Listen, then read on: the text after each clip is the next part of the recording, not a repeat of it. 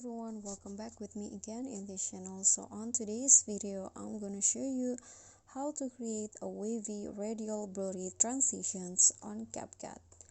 So first you need to add your clips, then just click on the transition box in between the clips.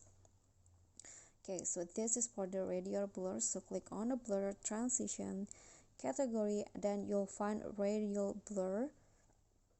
Set it only for 0.5 seconds. Click on the check icon. Now click on the second video, go to animations, combo, then select this wave and slide animations. Click on the check icon and you are done. So here is the result.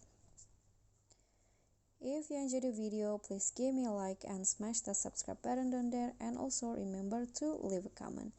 And last, please click on the thanks below. That's it for me today. See you guys next time.